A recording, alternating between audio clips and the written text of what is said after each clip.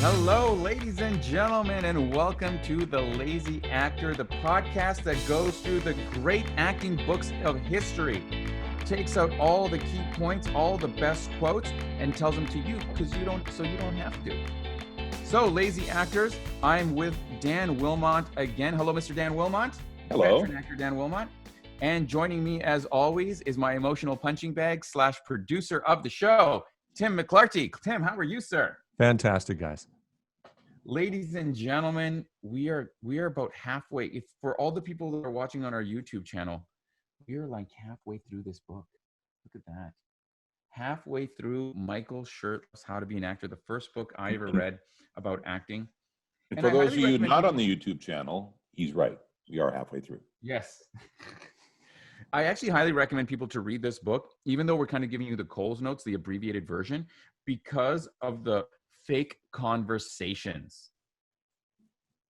So one of the things Michael Shurtleff does, and part of me thinks, is that he was writing this book and like, oh my God, this book's only like 30 pages long. I need to fill up a book. I need over 100 pages.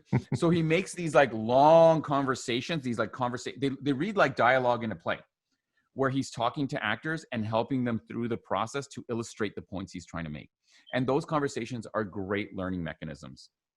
They're very similar to the last episode, your 5 W's. It's very similar to that. It's just it brings it out in sort of a script form as opposed to just working through the 5 W's. And we're going to get into it. But before we do, we had some fun last time. I surprised Dan and Tim, who are both very accomplished voice actors, with some cologne commercials. And I wanted to see how they could take on these cologne commercials. Well, Dan Willmott has come back this time around, and he's going to be challenging Tim and I, and maybe we'll even get a little bit from Dan as well. Instead of commercials, we're going to be put on the spot. And what are we doing, Dan? What are you challenging us with? This is an audiobook audition. Oh, and okay, which is another big thing. Narration. Yeah, it's narration, but it's an audiobook as well, which is a little bit different than regular narration. Narration is development. This, you're telling a story. I mean, you're telling a story in every kind of voiceover, but this one is sort of a, you're telling a story. And one of the ways I like to tell people when you're just starting out with audiobook, pretend you're telling a story to a 5-year-old, and you're not making silly voices or anything, but you're just making sure that every idea lands. And this is something in all of my teaching, whether it's acting or voiceover or personal coaching for corporate, is let your idea land. If you don't let the idea land, people aren't going to follow you. And if they don't follow you, they're going to give up and move on. And that includes for your audience. All right, well, let's see what Tim and I can do with this. So what we'll do is this. We'll run the first round. Tim will do the first maybe 2 or 3 sentences. Tim, you do the first paragraph. Okay. And then Dan will tear you apart. And Perfect. then I will do the second paragraph, and Dan will say why I'm better than Tim at it, even though Okay. I'm not an accomplished voice actor. How's that sound, Tim? That sounds like a dream fantasy to me. Okay, yeah. You see people. There was someone who told me, it's like, I think you're too mean to Tim. Someone actually wrote me once and said, I think you're too mean to Tim. And I wrote them and I said, I'm not mean enough because he loves the abuse. And there it is. There's the proof for the other person that listens to this podcast. All 3 of you. You heard him say it. He loves it. He loves it. Yeah. Yeah. I love it. Okay. Oh, that's simple. Yeah. But here's the first thing I'm going to give broke you my heart. for any kind of performance, Tim. Use that energy. Use it. Use it in your scene. Use that hate. Yeah. Yeah. All Use right. your starting Ladies point. and gentlemen, the scene, it's a narration from A Salty Piece of Land by Jimmy Buffett, written in 2004. Tim is going to do the first chapter, the first paragraph, as if this is an audiobook. Okay. All set? A Salty Piece of Land by Jimmy Buffett. It all simply comes down to good guys and bad guys. As a kid, I wanted to be like Roy Rogers, the good guy cowboy of all time. Roy and his horse Trigger would go riding through the movies, helping those in peril, while never seeming to sweat, get a scratch, or wrinkle a pair of perfectly creased blue jeans. When the day was over, they would join the Sons of Pioneers by the campfire and sing the sun to sleep. Now that's what I call the perfect job. That was beautiful.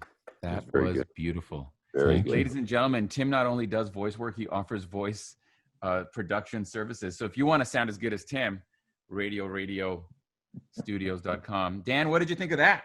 That was very good. It was excellent, Tim. Your natural ability to let the ideas land was great. You had a great idea there. To help you describe pictures, I usually get people to use their hands a little more. Now, this is where voice acting changes from on stage acting, because especially for voiceover, for film and television, we have to be perfectly still. It's line, line, line, line, line. Then we run around and shoot. Then line, line, line, line, line, run around and shoot. And that's how film and television is. Stage is a little different. But for voiceover, we normally talk with our hands. That's how we talk. Our emphasis is always with our hands. Our hands also become tools for showing pictures, because you can, the Captain Kirk idea of, just making it a little more intense. But it also helps with This is great radio, by the way. This is great audio right now. With all Dan is moving his arms, he's trying to communicate. This is really great audio. Really great, everybody. Make sure if you're listening to this by podcast, go and check out the YouTube channel so you can see what Dan is doing. Yes, I'm holding up a sign. There's a link on the actorsplace.org. Your ability to let ideas land worked really, really well, but you can even let them land further. Now, I understand that we just put you on the spot and it made you a little bit nervous, but you're the narrator. The thing that was great was that you used your own voice. Like, it was just you telling the story, which is perfect. But letting each idea land, because somebody could be listening to your audiobook for 20 hours and they need to stay with you for idea after idea. So I find that using your hands and then moving on to the next idea helps you create that sort of natural rhythm. Good. Yeah, that's great. That's normally how we emphasize. We emphasize with our hands, not with our voice, not with our mouth, not with we do with our face, but it's mostly with our hands. So getting used to doing that in voiceover, particularly in longer form narration like that, is a very helpful tool. But excellent, quite good there. And as an aside, I'll say very quickly, you notice guys that are doing podcasts that are former or still current radio guys, and they're doing podcasts into the camera, and their heads are shaking all over, and their whole bodies are moving. You can tell that they're ex-radio guys, because their whole body is into it. Whereas somebody who's animated. Yeah, it's almost comical. And on the other side, if you get actors who have never done voiceover and they're in a room by themselves and they can't see the engineer to connect with, all of a sudden they become flat. There's nothing there. There's no emotion because they're not making eye contact. Mm-hmm. So it's a practice trait, but the idea is the sooner you can be the way you are normally, the sooner you can actually start to sound more normal. Mm-hmm. So the big tip that Dan, we can walk away from that, and the reason Tim would not have gotten the part was because he needed to. One thing, actually, Tim, I thought it was beautiful. I thought it was really great. You can tell it was very good. But a tip for all of our actors: when you are doing voice, be animated. Move your hands and your body as if you were having a normal conversation. It'll build your confidence. Let me give you another really good. Say that again, Dan. It'll build your confidence quicker too, because your body naturally moves, and if you stop it, it's going to feel weird. And your body's going to say, "This isn't right. Run, run, run! Get out of here!" Mm-hmm. So before I do mine, let me give you an example of that, because I was actually, what day is it today? So on 2 days ago, I was actually at Technicolor doing some more voices for a video game. Cool. And, congratulations. Yeah, thank you. One of the things that they liked about my performance is we had to do a bunch of scenes where it's in the middle of a battle. Like, they were guns blowing and being like tanks and automatic gunfire. And I'm yelling over a ditch to tell someone that I'm going to go and get the chopper. I'm going to go and try and get into that chopper, to the chopper in the air. And what I did, and again, this is amazing radio, is I pretended I was holding a gun, and I turned my back to the microphone as if I'm ducking down. And then when I said my line, I put my face up like to the microphone as if the person was 10 feet away, but I'm facing the mic, so the audio was good. And I was like ducking and pretending I'm ducking gunfire. And I like kind of acted it out by myself in the room, said my lines, and they were like, "Okay, that's perfect. Let's move on." Like, it was like a one. You know what? There's a term for that. It's called acoustical acting. Beautiful. Yeah. It is. Yeah. When you turn off mic. Yeah. So I do all these things that Dan Willmott taught me about acting it out, about using my physicality. And it really helped me in my voice thing 2 days ago. VoiceSpotWCS.com. Don't ask me. Just go to the website. Don't ask me why it's WCS. It's a long story. Nobody cares. All right. Now it's my turn. Here we go. So I'm going to, and just so you know, I was watching Tim. I was not looking at my lines. I'm literally going to say these lines for the first time right now. Here we go. So why would you discredit yourself before you begin? Shut up. Shut up. It's not for the performance. It's so people know I wasn't cheating. The book is called Audition. All right, shut up. Here we go. I don't even know what okay, here we go. This is great because I'm nervous now, and I never get nervous. This is great. I fear your judgment. Okay. One day, long ago, in another place and another time, I was playing out my fantasy of being Roy with my childhood pals in the rolling hills above Heartache, Wyoming, where I was raised. We were racing our horses, bat out of hell style, through the aspen grove that led to our little ranch. Like a true daredevil, I passed my friends in a wild sprint to the finish line. And once I had the lead, I turned around to admire my move as the leader of the pack.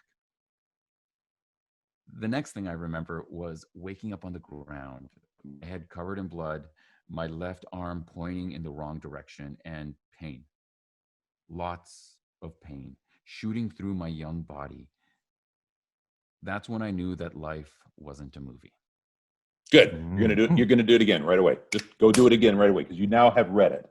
The thing is that you were basically reading at the beginning and then you started to warm into it. So I want you to just do the whole thing again because you're now there. You're now there, and I want you to believe it. One day, a long time ago, in another place and another time, I was playing out my fantasy of being Roy with my childhood pals in the rolling hills above Heartache, Wyoming. That's where I was raised. We were racing our horses, bat out of hell style, through the aspen grove that led to our little ranch. Like a true daredevil, I passed my friends in a wild sprint to the finish line. And once I had the lead, I turned around to admire my move as the leader of the pack. The next thing I remember, I was waking up on the ground, my head covered in blood, my left arm pointing in the right direction, and pain. Lots of pain shooting through my young body. That's when I knew that life wasn't a movie. Did you tell the difference? Yvonne, did you tell the difference? Well, it felt easier, and I felt like I could perform and read less. Well, it certainly seemed like you're having a lot more fun the second time through because it wasn't, you weren't trying to you weren't working your way through it. You were just doing it. You were in the moment. And you know what I would love to hear? I think it would be really interesting for our three listeners. Come on, we're up to 5 now. We're up to 5. Oh, hey, cool. Hey, welcome. Well, 2 new people. Now, do I have to listen to it if I'm on it? Because, I'm one of the 5. That's right. Okay, so we got 4. 4 listeners now. One of them is a bot in Russia. But it would be great in the comments if I would love to hear, and I'm going to put myself out there, what you thought was the difference was. The second one definitely felt and sounded better to my ear. Yeah. Also, if you could also put in the comments, and Dan, I'm going to ask you the same question. Why was that performance superior to Tim's? It wasn't. There's absolutely no way you can do Tim. I mean, you can try, and that's something I don't want to know about. But no, there's no way you can do Tim, and Tim can't do you. So when you're auditioning, oh, look how he brings that in as the teacher. Well, no, as you guys are auditioning, I'm listening to what fits my story the best. And the thing is that Tim's was a completely different energy, a completely different personality than yours was. The one thing that Tim had, he was warmed up and he was prepared, which, you were the lazy actor. But as soon as I made you go back and do it a second time, it just went from here to here. And that's when you weren't the lazy actor, and it didn't take a lot of work to be warmed up and just pre-read what you were doing. It made a huge difference, and I think it was very audibly noticeable and certainly very visually noticeable.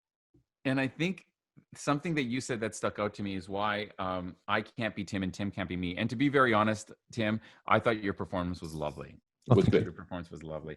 Is because one of the reasons we can't be other people, and one of the things we bring as actors, is Guidepost number 9, finding the events. And what happened was in that performance, both for the 2 times I did and the 1 time Tim did it, is Tim finds different moments in his delivery, different things that are important to him, and different events. And in my versions, I find different events. And finding the events, quote unquote, by Michael Shurtleff, is what can give you is another tool we can use to give us a strong performance. So Dan, when we jump into it, is there a kind of a line or a few things in an excerpt from this book that really kind of summarized this whole chapter for you about finding events? Well, again, it was actually, I'm glad you asked me to do this because it forced me to reread the book. And then you look back at old notes. My book is covered in notes. Yeah, and that's the thing is that, I've got a takeaway from it, but What's the Um, takeaway? Give us the takeaway. my takeaway is if there's no changes, there's no growth. If there's no growth, there's nothing to watch. That's my takeaway. And changes can be a thought, a feeling, an idea. And again, it doesn't have to just be the line. It's what you're going through as the performer. Like what is your element? I mean, and I can't remember how many episodes ago it was you talked about competition. If there's no competition, there's no conflict. I mean, you've got to have, and you've got to find what that competition is and what the conflict is. And again, I think he, at the end of this, when he goes through another long question and answer with the makeup actors, but and it's very clear. It's actually quite good to read that when you're reading the book, is to read those conversations he's having, whether they're real or imagined. It doesn't really matter, because it's again, it's the same as your 5 whys. As you go to each one, it evolves. It takes it a bit further, a bit further, a bit further. So I like those for that reason. You were a little more succinct with the 5 whys, but I think Let me jump in with something Yep. right here, Dan, because I'm going to be honest with you. Here's the one thing I'm starting to notice as we progress. And this is my criticism of the book a little bit. The ideas are valuable, but it's starting, for me, as the guideposts come in, it's starting to get, the difference between them all gets fuzzy. You know what I mean? And so when I open up to interpretation here, for me, I start recognizing things from the previous guideposts. Not to say that they have to be separate. But for example, there's something, this idea of events, here's the part that summarized it for me. The most valuable events for an actor to seek are those that involve the awareness of all the characters. Actors get so wrapped up in the creation of behavior that they frequently overlook what happens in the scene. Behavior is not enough. An actor stands still merely demonstrating behavior unless he couples it with the forward, progressive motion that comes with the creation of events. That sounds like really interesting, and I kind of get it, but at the same time, I'm like, ugh, so what is an event? He describes it in 2 ways. Well, first of all, he says an event can be anything. So like, what are events? Events are of many natures. An event can be a change. It is the strongest kind of event. So that's one thing he says. And then another thing he says, events can be psychological, such of an exchange of power between 2 characters. Events can also be actions. The more effective the reading, the more action, the more effective the reading. It is entirely up to the actor how action-filled an event may be. right, and that's very, technically worded. It's not actual. And the one great thing about doing a podcast like this, and I kudos for that, is the fact that this book is the concepts are all there and they're still valid, but the way he presents them are not as valid as they used to be, just because we've evolved. I mean, the whole fact about evolving events, I mean, we've evolved in the 40 years since this has been written. So bringing this back and rediscussing it and bringing it back down to reality for today is very, very important. Like an event is a change. I mean, we have events in everything, even a commercial. There's a setup, and then there's a change, and then a punch. I mean, whatever you want to call it. But there's that arc, right? And those are the changes. So if you're auditioning for a commercial and you don't have a change in it, you don't therefore create an event, whether it's like, oh, I just had a thought, or no, that's not it, or we've got the solution for you. Like, even that has an event in it. So the event is very, very important. And the more events you create, I mean, if you want to talk about comedy, and I'm getting off topic here, but you want to talk about comedy, when sitcoms are written, they have 3 funnies per page. That's just the way it is. There's 3 funnies per page. People like Doris Roberts, Betty, I don't know if you know who she was. She was the mother of Ray. Everyone Loves Raymond. The mother was Doris Roberts. Wonderful actor. Betty White, that's somebody people would know because she's still alive. They were known for 6 to 8 funnies per page. That's why they keep working, because even though there's only 3 written, they will keep coming up with events to keep the funnies coming. So for me, what do you think we could change? Because this is some point that you make that's really interesting, Dan. The ideas are valid, but the way we explain them has evolved. And I like the concept of coming up with actual ways to do it, because a lot of this is very mumbo jumbo, and he's not an actor, he's a director, so he's doing it from his head. As actors, we have to do it from our heart, and that's bringing it from your head down to your heart. My biggest problem in acting for years, and it's because of some great directors I worked with and some great teachers I worked with, but they were all up here because they were directors. They were all about, okay, it should look like this, and it should, I mean, there are artists, but I had to learn how to take it from here and bring it down into my gut. That was my okay. Let's bring it back a bit. So let's talk about how do we can conceptualize this kind of idea, because I agree with you. This is like, it's one of the things that it's a great idea, but how do we apply it? How can we make it into a tactic? Right. First of all, before I get into that, for me, what I kept thinking about when I was reading this chapter about events is essentially, I think he was finding beats. Yeah. And again, that's another technical term for it. Yeah, and that's, so for example, he talks about this. The more discoveries, and we talked about discoveries already, the actor makes about each other, the more fascinating the scene becomes. Events are discoveries that are made important to the point where changes in the relationship are affected. So for me, what I think of is, I think practicality when I'm preparing a scene. The other actor says something. Right. I can make an event of that line or not. So the other actor says something, and let's say I have 5 different things that could mean to me. My reaction in each one of those 5 ways is an event. Right. Which way should I actually perform? It doesn't matter. What I should be doing is practicing. The actor says something. Here are the various ways I could react. It can be a change in my opinion towards them. It can be a change in the way I think about myself. It can be a physical action. All those things are events / a change in the energy of the scene, or in other words, a beat. Yeah, I totally agree. And I totally agree. And it's an exercise we do at TAP as well. Because let's face it, you hear this all the time. Acting is reacting. There's an exercise that we do at TAP where you don't look at the script. The other person says their first line, and you react to that line. Whatever your first, theactorsclub.com. You react to what they just said to you, how they said it. You have no idea because you don't know what the next line is going to be. So it's like, I think you're an idiot.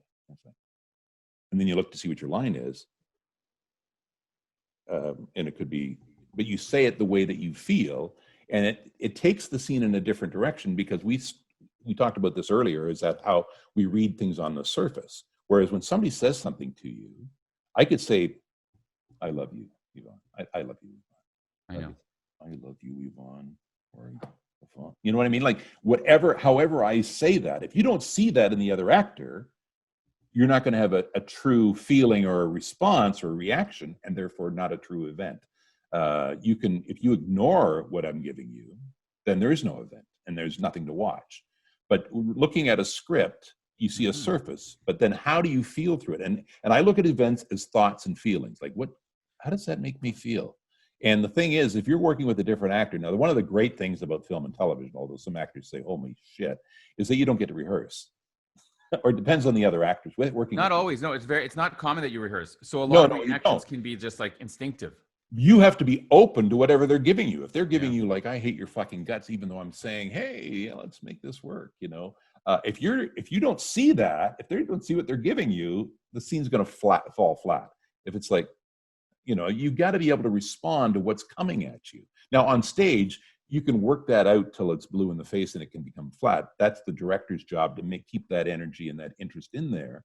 But a director in film and television is more about the beautiful picture, and you're the pieces in it. They'll guide you, but you still have to bring something to that interaction to keep that interesting. I think one of the things that I would take away, and this is what you make me think of when you say that, Dan, is the reaction is so important, right? Yeah. And the event can be how you react to things. Notice that a lot of times, for all our listeners, I never say find the right reaction. I say think of 5 different reactions. And one of the reasons you have to do that is because you have to be, especially with film and television, be able to throw away whatever reaction you wanted or you think you saw to give something totally different based on what the other actors give you, or based on what the director wants. So it's very important that you don't just rehearse an event like, this is the way I'm going to do it, but these are the many ways I could do it.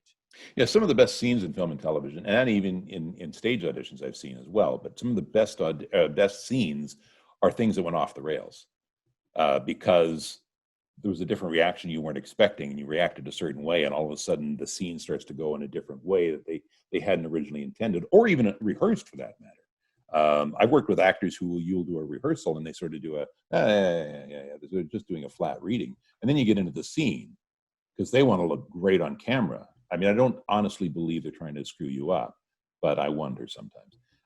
But well, they want to shine, right? They want to jump. Sometimes as an actor, instead of thinking, if we go back to this concept of finding events, we essentially prepare what we will react so we can have a good delivery because the scene is about us, versus having moments into the scene where you react to something and that causes your reaction. Yeah. And I'm telling you, we're all guilty of it. You know, you rehearse your scene your one way. It's like, oh, on this line, that's when I'm going to look down and look really hurt, and then look up at them again and say, really? That'll be my reaction. But if that other actor doesn't give you something that made that an event, right, you will look like you're overacting, or it looks like it doesn't make sense, or it's self-conscious. Yeah, it's a very reciprocal thing. You've got to work with that other actor as much as you can. And working with them, I mean, they could be an absolute jerk, but you still got to work with what they're giving you. Either that, because if you don't, you'll look like the jerk. And it doesn't really matter.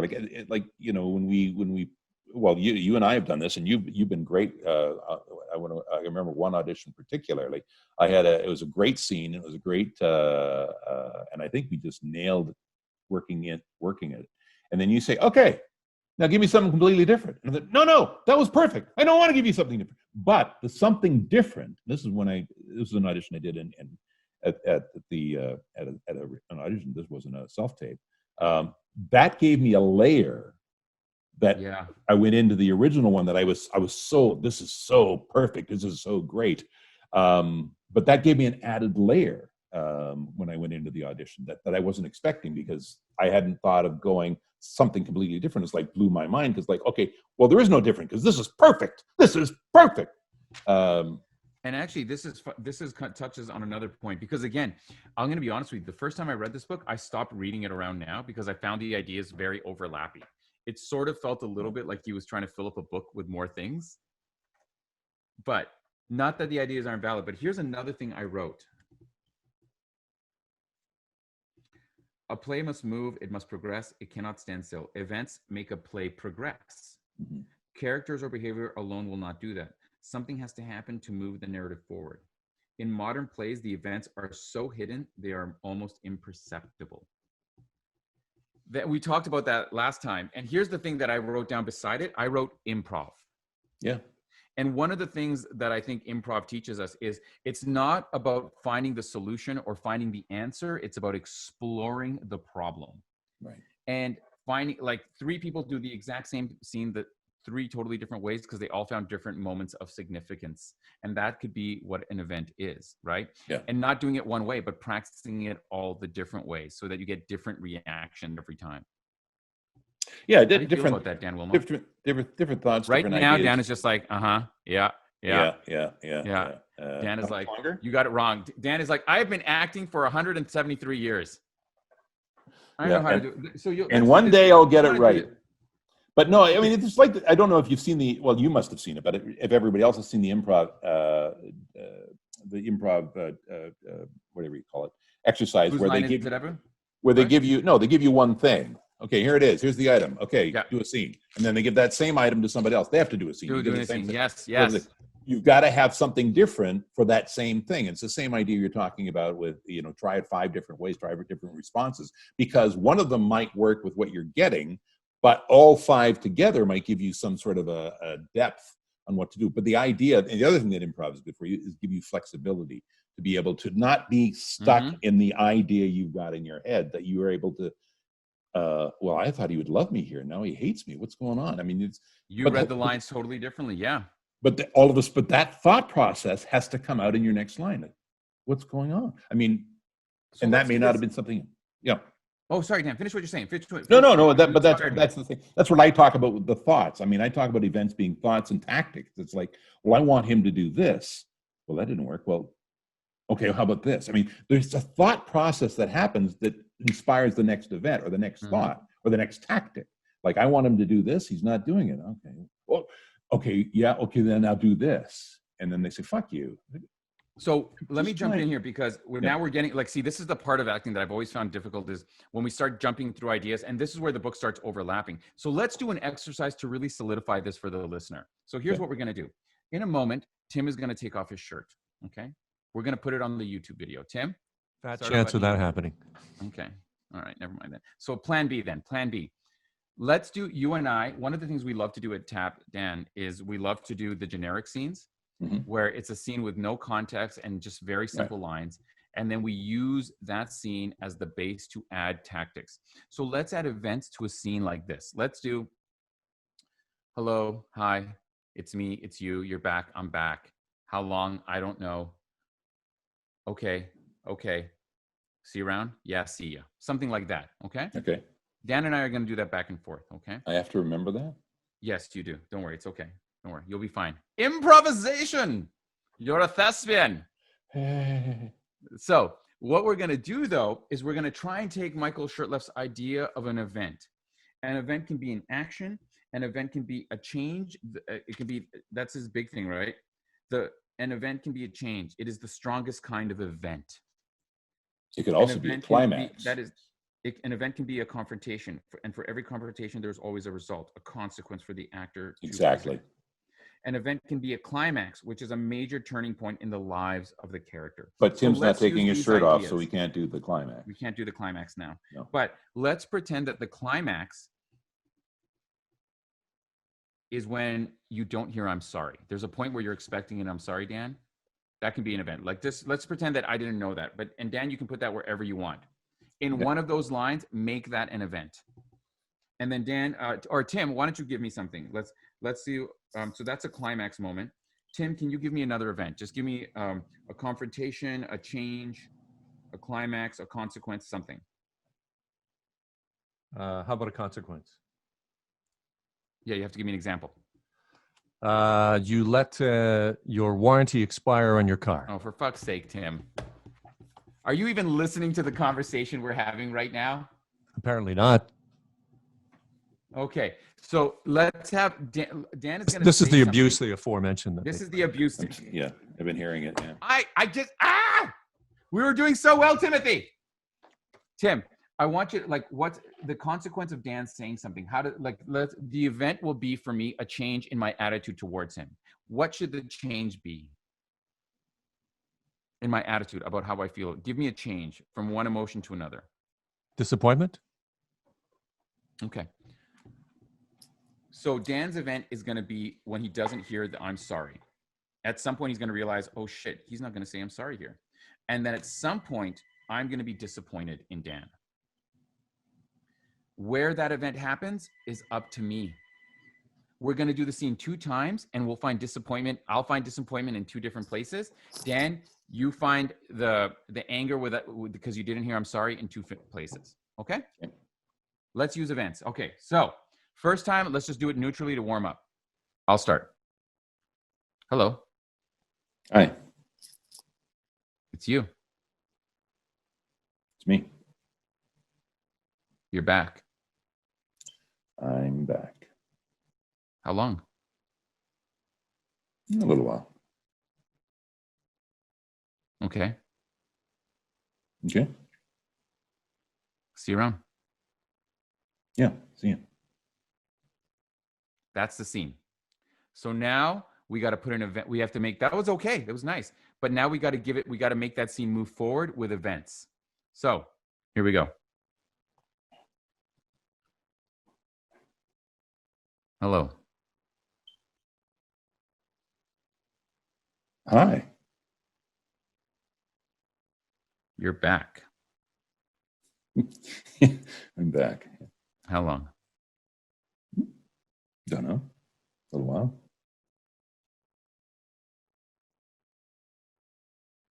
Okay. Okay. Bye. Yeah. Yeah. See you. Yvonne's going to cry on us.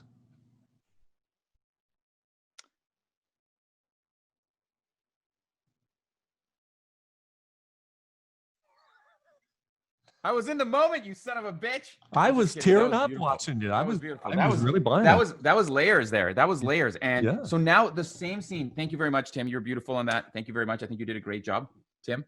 Dan, Is this why you're not doing it on Zoom now and not in person? Because this is because Tim Mr. got a Cuffs?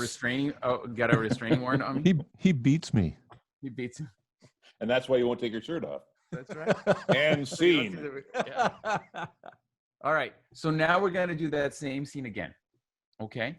With the same events,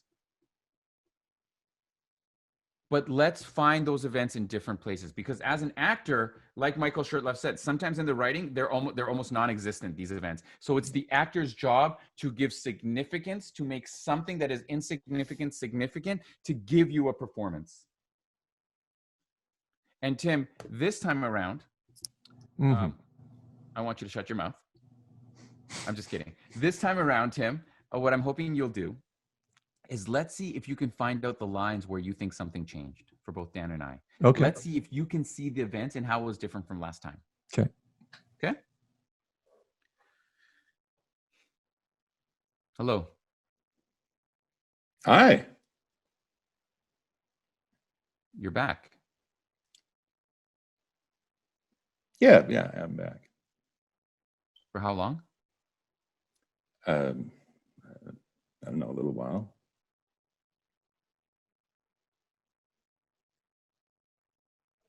Okay. Okay. Bye. Bye. See ya.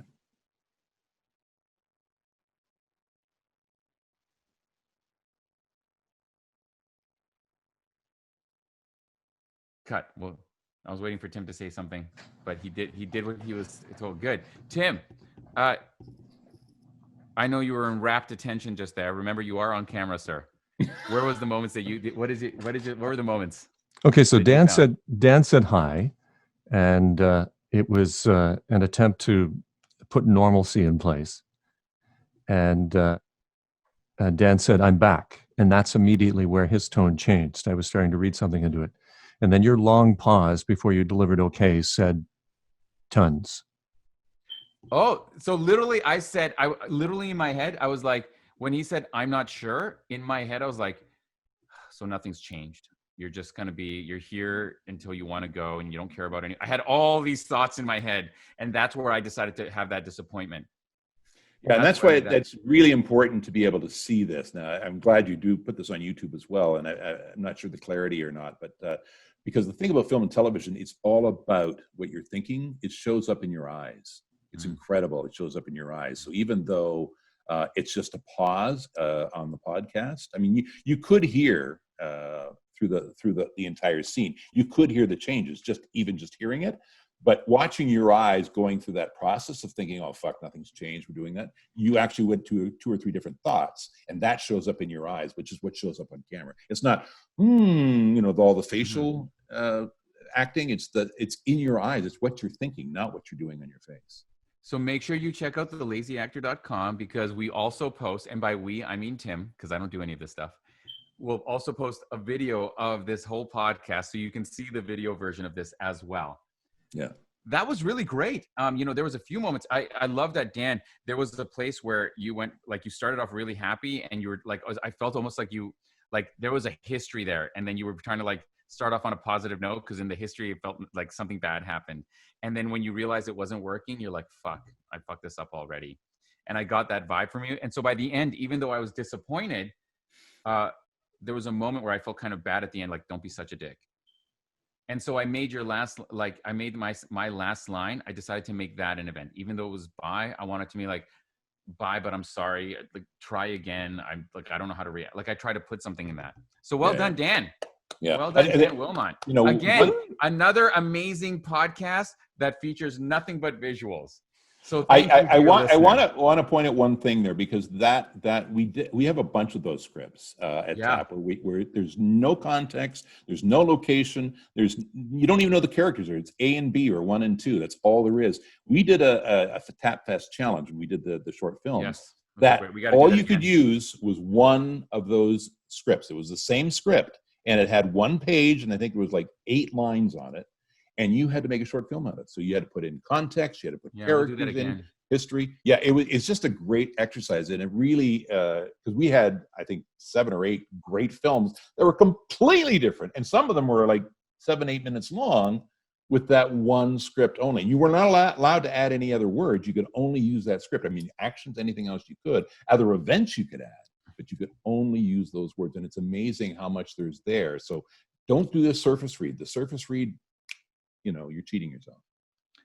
And for anyone who wants to try, we've been talking about what we do at TAP meetups all the time. Go to theactorsplace.org. We have virtual meetups. So for anyone from around the world can attend our meetups. We do all these kind of exercises, all these kind of activities. That's what makes us different from a class. We don't sit here and go talk. It's like exercise, perform, exercise, perform, exercise, perform to build your acting muscle. It's a great workout. Like I like going to a gym. It's the same thing. You can learn how to do curls and all that stuff, but if you don't go to a gym and practice, it's useless. There's a lot of discoveries made right there for yourself. Mm-hmm. So ladies and gentlemen, that brings us to the end of Guidepost number 9, Finding the Events. I want to say a big thank you to Dan Willmott for joining us here today. Big thank you, Dan. I want to say a big thank you to Mr. Tim. My pleasure. There you go. Don't forget radioradio.com studio. I'm sliding in here to get that plug in. Okay. All right. RadioRadio.com studio. If you're producing your own podcast, if you're a corporation or creative where you're putting your voice demos together, RadioRadio.com. He's available for virtual as well. If you live in the city of Toronto, Ontario, Canada, he has a socially distanced, safe place available for you to actually come in and record, a whole separate booth. So you never have to actually talk to or see Tim. Conveniently located at Queen and Broadview in downtown Toronto. There it is, Queen and Broadview. I want to say a big thank you to Dan Willmott. VoiceSpotWCS.com until January 2021, which in case it will become VoiceSpot.ca. And we have new classes coming up for the new year. And also, please check me out on IMDb to find out what I've done and what I do, because it all helps my rating go up. And the higher my rating, the better my dates. Don't forget, Dan is single, ready to mingle. He played a dad in Mean Girls. He played a banker in Fargo. And what did you play in Private Eyes, Dan? Private Eyes, I played a mechanic that, could have done the deed. Also, Umbrella Academy from last season. Played a biker. I got a fight. I got into. Yeah, you were a biker in a pool hall. Yeah, in a fight. How do I know this better than you? You were a biker in a pool hall. Yeah, I was a vet, an Army vet. But anyways, I get into a fight with 2 superheroes half my age, and I don't do well. They win. And coming up this season is American Gods. I've got an episode of that coming. Awesome. Beautiful. And you were in my favorite Volkswagen commercial last year as the stable guy. Say what? He was also in my favorite commercial, my favorite Volkswagen commercial last year as the stable. The Tiguan, yeah. That Volkswagen commercial. Okay, we were going to end, but now we got to. Tim brought it up, so now we got to talk about it. That Volkswagen commercial is like fucking 12 years old, isn't it, Dan? That's the commercial that keeps on giving. Well, you know what? I ran into an acting coach about 3 years ago, and they use that commercial in their classes. Cool. Use what I did in that commercial in their classes. So no residuals from that. But So one of the things about actors, and this is just a fun fact, we'll extend a little bit. Dan did a commercial for Volkswagen. When he initially did the commercial, he got paid for it. But then because this commercial aired a few years later in a different country, and then in a different country, and then they brought it back to North America, and then they sent it out to a different country. Every time that commercial came through, Dan Willmott got a lovely little check in the mail, which is one of the took another trip. Took another trip, exactly. One of the advantages of being an actor and getting paid. If you want to know more about how actors make money, check out the blog post about how do actors make money on theactorsplace.org. Beautiful story, Dan. Thank you very much again. We were gonna end on an up, but then Tim brought it up, and so we had to do it. So now we got to end on it down. Tim, I love you.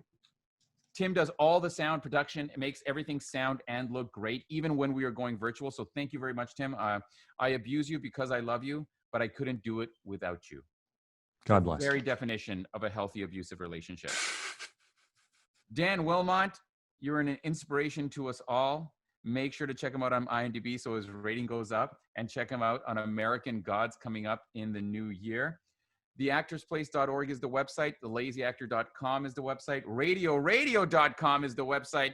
VoiceSpot.ca is going to be a website. It's all in the show notes. Check out our YouTube channel. Thanks for tuning in. Next week, we yet again, barely halfway through this book, Guidepost number 10, Place. Goodbye, you lazy bastards.